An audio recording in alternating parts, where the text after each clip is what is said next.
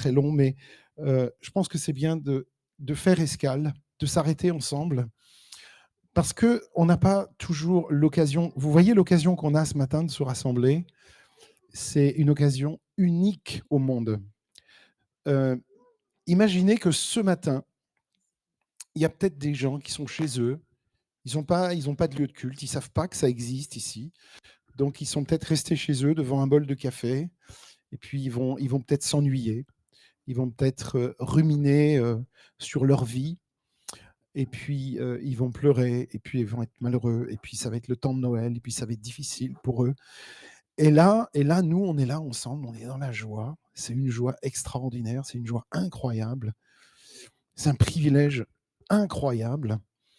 Et depuis que je connais Jésus, jamais une seule fois, je me suis dit, oh, c'est nul, ou oh, il y a peut-être mieux ailleurs. Il n'y a pas mieux. Ça, c'est l'endroit où il faut être ensemble pour louer Jésus. De toute façon, il faut vous y faire parce qu'on va le louer pour l'éternité. Donc, il faut se préparer à ça. Et ça sera beaucoup mieux que ce matin. On fait escale à Bethléem. C'est un titre super que Jean-Yves a trouvé pendant un conseil. On réfléchissait sur un titre. Qu'est-ce qu'on pourrait dire comment est-ce qu'on pourrait intituler ce temps de Noël ce matin-là, ensemble? Escale à Bethléem. Alors, vous voyez qu'on a fait quelques escales à Bethléem déjà ce matin. Dieu avait quand même préparé Bethléem vous savez, pendant combien de temps? 1700. 1700 ans. Il a préparé cette naissance de son fils à Bethléem.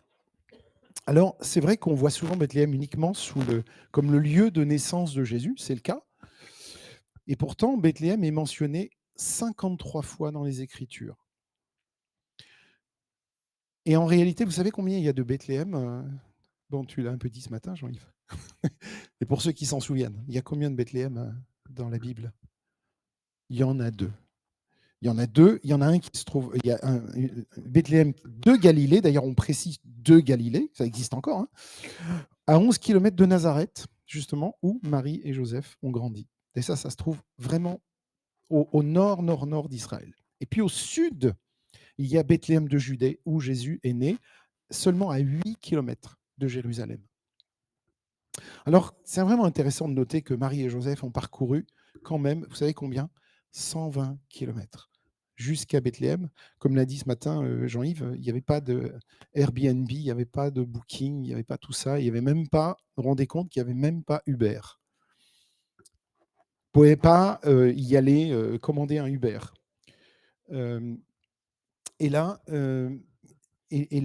Jésus va naître à Bethléem en Judée. Et la Bible indique clairement que Bethléem enfanterait le Messie dans Michée 5, verset 2. C'était une petite ville, toute petite ville, insignifiante. Et toi, Bethléem, Ephrata, tu es entre les milliers de Juda. Il y en a plein d'autres qu'on pourrait nommer avant toi, mais c'est sur toi qu'on va mettre l'emphase. Parce que c'est sur toi, peut-être justement parce que tu es insignifiante, qu'on va raconter beaucoup de choses. Et que jusqu'à aujourd'hui, vous vous rendez compte, on parle de Bethléem, jusqu'à aujourd'hui, cette petite ville insignifiante qui a donné naissance au Sauveur. Et pourtant, petite ville insignifiante, mais ce qui est étonnant, c'est qu'on aurait dû avoir un peu la puce à l'oreille quand on lit un peu l'Ancien Testament et quand on se rend compte du cheminement de cette petite ville insignifiante dont personne ne parle, qui finalement fait la une de l'histoire. Alors, vous savez que, par exemple, Rachel est enterrée là. D'ailleurs, c'est la première référence à Bethléem dans l'Ancien Testament, dans Genèse 35, versets 16 à 19. Rachel est enterrée là. Rachel, c'est la femme de Jacob, appelée Israël, et elle est là, on dit la fiancée d'Israël. En fait, Jésus vient au monde à Bethléem en tant qu'enfant d'Israël aussi. Et quelque part, nous sommes tous aussi les enfants d'Abraham, d'Isaac et de Jacob, quelque part. Nous sommes aussi de cette descendance-là, grâce à Jésus et par Jésus. Alors il vient vers son peuple d'Israël pour racheter son peuple de la malédiction de la loi. Matthieu 15, 24. C'est pour ça que Jésus dit, je suis envoyé vers les brebis perdues de la maison d'Israël. Ils étaient perdus, ils ne savaient pas vers qui se tourner. Parce qu'ils attendaient un Messie qui ne venait pas, et puis ils attendaient un Dieu qui allait les délivrer de toutes les calamités, de toutes les difficultés, et qui allait intervenir dans ce monde pour leur donner tout ce qu'il faut, quoi. Et ils attendaient, ils attendaient, ils attendaient. Mais Jésus dit bien qu'il est venu d'abord pour la maison d'Israël. Et puis dans Jean nous rappelle un truc, dans Jean 1, verset 11, il nous dit, mais en fait, il est venu chez les siens, mais les siens ne l'ont pas reçu, ne l'ont pas accueilli, ne l'ont pas accueilli comme le Messie. Alors il s'est tourné vers d'autres. C'est pour ça qu'il dit dans sa parabole, allez sur les places, invitez tous ceux qui sont dans la rue, puisque ceux que moi j'invite ont tous une excuse pour ne pas venir. Alors invitez tout le monde. Et donc nous, on est là pour ça, grâce à ça. Il y a un autre personnage intéressant qui se trouve qui est relié à Bethléem, c'est Ruth. Et Naomi était, sa belle-mère, était de Bethléem, et elle déménage à Moab. Et puis, il y a une petite analogie qu'on pourrait faire, puisque vous savez que Boaz va acheter Ruth à Bethléem. Et Jésus, né dans une crèche à Bethléem, vient pour racheter son épouse, l'Église, puisque l'Église est l'épouse de Christ. On peut laisser les chaises quelques instants, les enfants? Vous les retrouverez après, hein, sans problème. La rédemption est donc associée à Bethléem. Un petit aperçu d'ailleurs de l'événement principal qui arrivera 1100 ans plus tard, la naissance de Jésus. Un autre personnage est associé à Bethléem, c'est très intéressant aussi, c'est David. Dans 1 Samuel 16, on voit que le roi David, d'ailleurs, le roi David était, vous savez, l'arrière-grand-père de Jésus, 39 générations. C'est pas mal, hein? Et le roi David aussi fait une escale à Bethléem. D'ailleurs, est-ce que David est né à Bethléem? On aurait pu rajouter dans le quiz. Est-ce que David est né à Bethléem? Bonne réponse, oui, il est né à Bethléem. Et c'est précisément pour cette raison que Marie et Joseph ont dû venir à Bethléem pour le recensement. Ben oui. Jésus est venu au monde en tant que roi. Alors, les mages ont dit, vous savez, ils ont compris avant tous les autres qui était Jésus. Les mages disent, où est celui qui est né, le roi des Juifs? Ils ont tout compris, en fait, avant les autres. Il y en a d'autres qui ont tout compris en vrai, c'est les Romains. Écrivez sur la croix, ici, le roi des Juifs. Tous les autres ont dit, mais non, ce n'est pas le roi des Juifs. Ceux qui ont pigé le truc, c'est les Romains et les mages. C'est-à-dire ceux qui viennent d'ailleurs. Alors, où est né celui qui est le roi des Juifs? Jésus vient leur apporter la paix intérieure. Il ne vient pas pour changer la société. Il vient pour changer les cœurs. Il ne vient pas du tout pour réformer, pour faire des réformes sociales ou des réformes sociétales ou des réformes politiques. Jésus vient pour être le roi du cœur, roi de mon cœur, Jésus. Sur sa tête, il n'y a pas une couronne de roi. Vous avez remarqué que c'est une couronne qui pique, les enfants, sur la tête de Jésus. Vous avez remarqué ça? C'est une couronne d'épines. La couronne qui pique. Sa robe aussi, elle piquait un peu. C'était une robe pas agréable à porter. C'est une sorte de robe royale qu'ils ont mis sur lui, fabriquée d'une seule pièce, mais pour se moquer de lui, pas pour l'honorer. Alors qu'est-ce qu'ils ont fait aussi? Ils ont craché sur lui, se sont moqués de lui et l'ont battu. C'est bizarre de faire ça à un roi quand même, non? Vous ne trouvez pas? Et pourtant, Jésus fait escale à Bethléem pour être le seul roi qui pouvait régner dans leur cœur et dans le cœur de l'humanité. Il apporte à Bethléem le salut de nos âmes. Je vous lis juste Apocalypse 5, chapitre 1, versets 5 à 6, parce que c'est là que tout se joue. C'est-à-dire que le reste de notre vie, à partir de maintenant, se joue là. Et de la part de Jésus-Christ, le témoin fidèle, le premier-né des morts, le prince des rois de la terre, le prince des rois de la terre. On appelle Satan le prince de la puissance de l'air. Pourquoi? Parce que quand Satan fait quelque chose, c'est le vide intégral. Tout ce que Satan fait ne mène à rien. Mais là, Jésus est le prince des rois de la terre. À celui qui nous aime, à celui qui nous a délivrés de nos péchés par son sang, et qui a fait de nous un royaume, des sacrificateurs pour Dieu son Père, à lui soit la gloire et la puissance au siècle des siècles. Et tout le peuple dit Amen. Et tout le peuple dit Amen. David a été sacré roi des Juifs à Bethléem. L'onction d'un roi est associée à Bethléem. On a ce roi David, mais on a un autre roi qui est juste en train de naître. C'est juste un aperçu de ce qui se passerait 1000 ans plus tard à Bethléem, le sacre de David. Alors David, il a fait un truc aussi, il a voulu se rafraîchir, vous savez. Dans 2 Samuel 23, vous connaissez ce passage, c'est rigolo à lire. Les Philistins, ils ont pris quelle ville? Toujours la même, en fait, c'est facile, c'est toujours la même. Bethléem, voilà.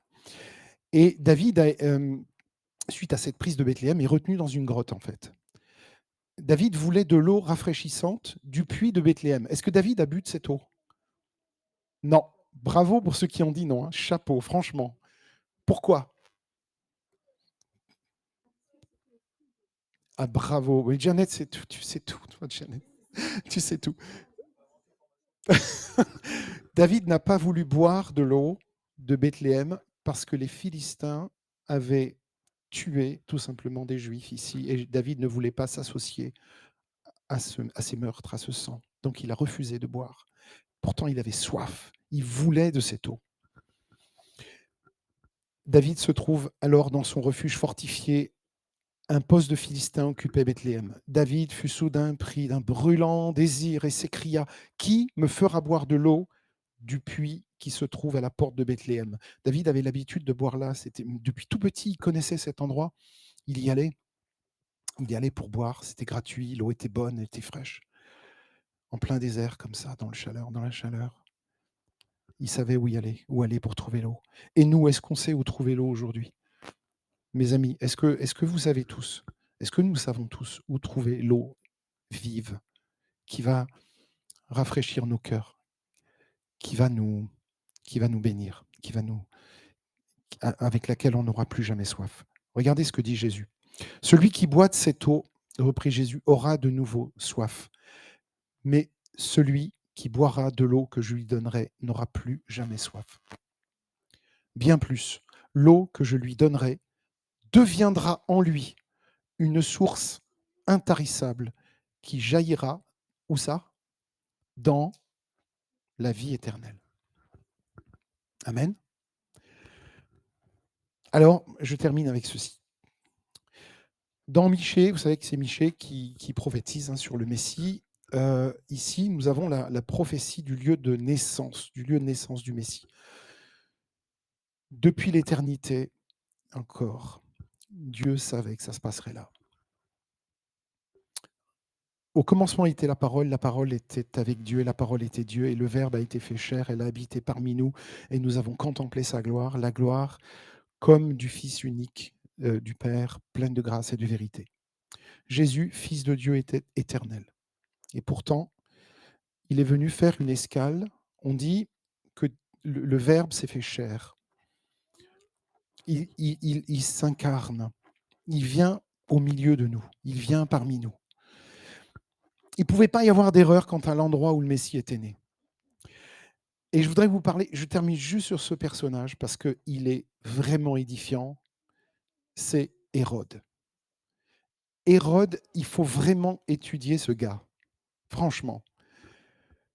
Hérode dit aux mages, les anges ont dit aux bergers, car il vous est né aujourd'hui dans la ville de David un sauveur qui est le Christ, et Hérode demande qu'on aille s'enquérir sur la naissance de cet enfant parce qu'il veut aussi aller pour l'adorer.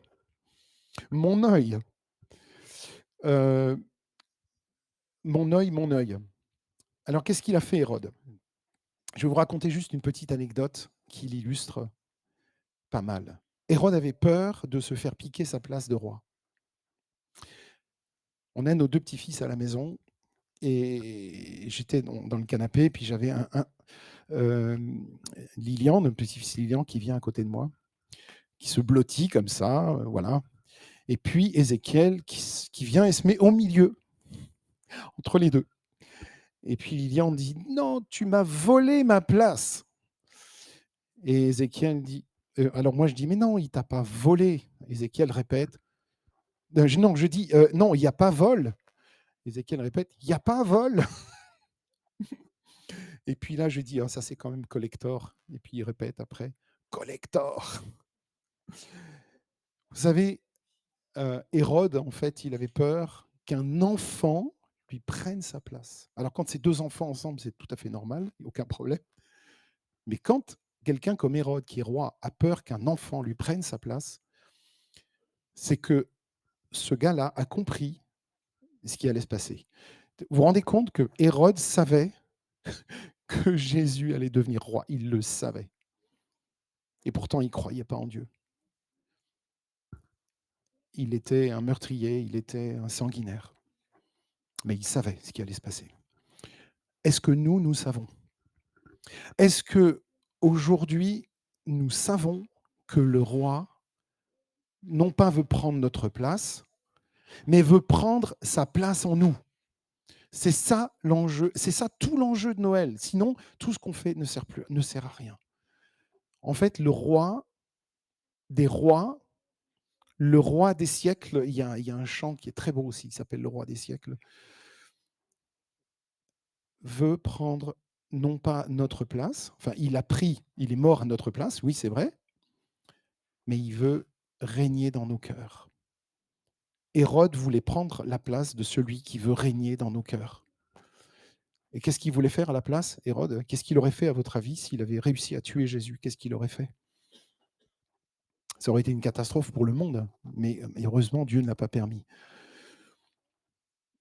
Satan est un menteur, le prince du mensonge, et tout ce que Satan nous fait miroiter, c'est du mensonge. Parce qu'il n'a jamais rien fait de bon. Quand Jésus vient quand il vient à Bethléem et qu'il s'incarne et qu'il est dans cette situation où il est d'une naissance vraiment très très difficile, sans parler de la fuite en Égypte après, on peut dire que vraiment il a fait ce qu'il fallait. Il a fait le travail. Alors on peut vraiment bénir Dieu et vraiment en ces temps de Noël, on peut prier, on peut faire cette prière dans nos cœurs que, on puisse trouver notre place dans le monde, dans la société, dans notre famille, trouver notre place. Vous savez, souvent quand il y a des disputes dans les familles, c'est que, c'est juste des ajustements à faire. C'est qu'on n'a pas réussi à trouver sa place dans la famille. Le petit est jaloux du grand, le grand est jaloux de celui qui vient de naître, parce qu'il va me prendre ma place. Heu, voilà, des jalousies, mais qui sont juste il faut juste penser à tout ça. Noël, c'est le temps où on peut penser à ça. Noël, c'est vraiment le temps privilégié où on peut penser à tout ça et se demander: «C'est quelle est ma place d'abord dans ce monde et quelle place je fais au Seigneur dans mon cœur aujourd'hui?» Voilà, c'est vraiment ce que je voudrais vous dire aujourd'hui et alors pourquoi Dieu a choisi Bethléem? Je pense qu'il a choisi Bethléem pour nous quelque part, pour nous fasciner, pour nous apprendre en fait que de cette insignifiance, de cette petite ville qui est pas connue, mais qui a porté quand même les personnages parmi les plus grands de l'Ancien Testament, parmi les personnages en fait qui vont faire l'histoire de l'Ancien Testament, qui vont faire l'histoire biblique, hein, qui sont la descendance de Jésus, hein. Quand on pense à Ruth, Boz, David, voilà, tout ça c'est la descendance de Jésus. C'est quand même merveilleux de penser à tout ça. Vous vous rendez compte que Dieu a tout prévu jusque dans les moindres détails. Il n'y avait pas d'Airbnb, il n'y avait pas Uber, il n'y avait pas tout ça. Mais vous vous rendez compte? Même sans tout ça, ça s'est fait. Les choses se sont faites. Et le plan de Dieu s'est accompli. Alors, je suis très heureux qu'aujourd'hui, on puisse faire une escale ensemble à Bethléem. On s'est arrêté à Bethléem ce matin. Mais on ne va pas s'arrêter juste à Bethléem. On va continuer. On va continuer la route. Voilà, quel que soit le moment de notre vie où nous nous trouvons, avec tous les questionnements qu'on peut avoir, on a cet incroyable privilège, incroyable chance de pouvoir tout remettre à Dieu, de pouvoir tout remettre au Seigneur et de le remercier. Merci Seigneur pour Bethléem. Merci Seigneur pour Bethléem. L'ironie de l'histoire, c'est que Bethléem se trouve aujourd'hui en territoire palestinien. Et là aussi, on prie pour la paix. Là aussi, on prie pour la paix. Parce que vous savez, les chrétiens prient pour la paix. C'est notre vocation, c'est notre devoir. Mais on peut encore visiter Bethléem et l'Annonciation, enfin la chapelle, la nativité, l'Annonciation. Voilà. Alors, on a fait un joli tour. On a fait un joli tour historique et puis un petit tour géographique aussi. On a fait un peu de tourisme ce matin, c'était bien. Et je me réjouis. Je voudrais juste terminer.